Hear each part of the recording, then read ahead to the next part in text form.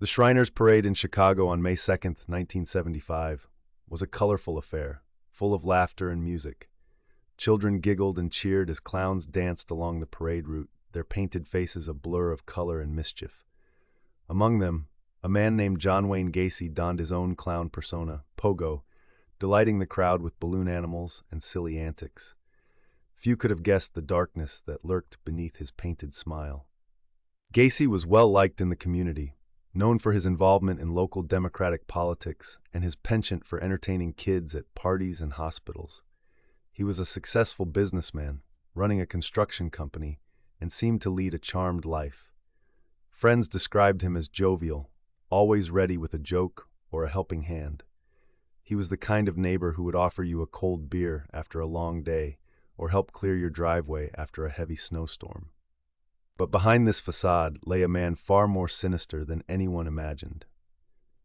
In late 1978, young Robert Peace disappeared. Robert was a promising high school student, just 15 years old, with dreams of becoming an astrophysicist. He was working part-time at a pharmacy to save money for college. On December 11th, he mentioned to his mother that a contractor had offered him a potential job paying double his current wage. He intended to meet this man after his shift ended. He never returned home. Robert's parents were frantic, knowing their son was responsible and dependable. His mother, Elizabeth Peace, recalled the last conversation vividly, her heart heavy with dread. She paced the floors of their home, hoping for the phone to ring, but it never did. It didn't take long before the Peace family reported him missing, setting off a series of events that would unravel one of the most horrifying tales in American crime history. What the investigators unearthed that night would forever change the trajectory of the investigation. We will get to that. For now, Robert's disappearance linked back to a seemingly innocuous name, John Wayne Gacy. Gacy had been the last person seen with Robert, sparking immediate suspicion. Police began to dig deeper into Gacy's life, and what they found was chilling. Gacy's charm and facade began to crumble as investigators discovered his criminal past. He had a history of sexual assault charges, dating back to 1968, when he was convicted of sodomy involving a teenage boy. He served only 18 months of a 10-year sentence, released on parole for good behavior. Yet his record was clean enough for most to overlook those dark stains. In the days following Robert's disappearance, police put Gacy under surveillance. They witnessed his odd behavior, like driving aimlessly through the city at night, visiting friends' homes unannounced. But the most unsettling was his frequent trips to the Des Plaines River. He seemed to be assessing its banks, almost as if searching for something. The investigation's turning point came when police searched Gacy's home on December 21st, 1978.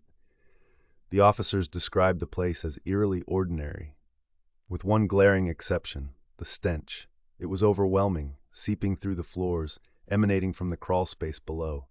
Gacy, unfazed, blamed it on faulty plumbing. Authorities uncovered a trapdoor in the floor leading to the crawl space. Below, they found the decomposed remains of several bodies, each meticulously buried in shallow trenches. The grim discovery confirmed their worst fears. Gacy was a serial killer, preying on young men and boys, luring them to his home with promises of work or adventure, only to brutally end their lives. Gacy's arrest followed swiftly. He confessed to the murders, detailing his grisly methods of torture and strangulation, often using a tourniquet. His demeanor during the confession was chillingly calm, as if recounting a mundane task rather than the horrific acts he had committed. He claimed to have killed 33 young men, 26 of whom were recovered from his crawl space. But why had nobody noticed? How had Gacy managed to conceal his crimes for so long? The answer lay in his split persona. To neighbors and acquaintances, he was the jovial clown who spread cheer.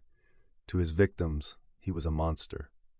The media dubbed him the Killer Clown, a moniker that cemented his place in infamy.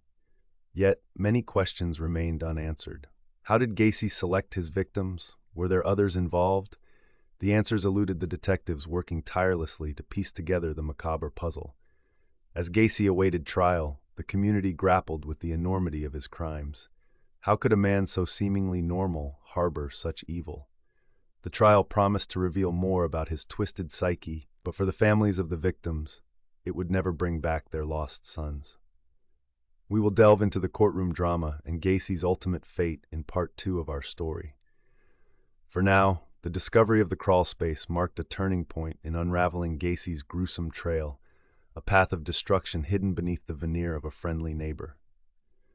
With Gacy's arrest and the grisly discovery of bodies beneath his home, investigators had a daunting task ahead. They needed to establish a timeline and gather evidence to ensure a conviction. The home, seemingly mundane, became a tapestry of horror as forensic teams meticulously unearthed remains and personal effects. Each item painted a harrowing portrait of a life abruptly ended. Detectives found items belonging to young men reported missing over the years. Jewelry, driver's licenses, and clothing fragments were scattered in the crawl space, each piece a thread in Gacy's web of deceit. As they pieced together the evidence, the haunting question loomed: how many lives had Gacy truly taken? The investigation was complex, fraught with contradictions. Gacy's recollections were inconsistent, often contradicting the evidence. He claimed some victims were accidental killings, others he couldn't recall at all. His confessions oscillated between boastful details and feigned amnesia. This erratic behavior left detectives sifting through his words, seeking truth in his lies. A key breakthrough occurred when Gacy's past came under scrutiny. His previous charges of sexual assault were revisited. Patterns emerged: young, vulnerable boys lured by promises of work or adventure.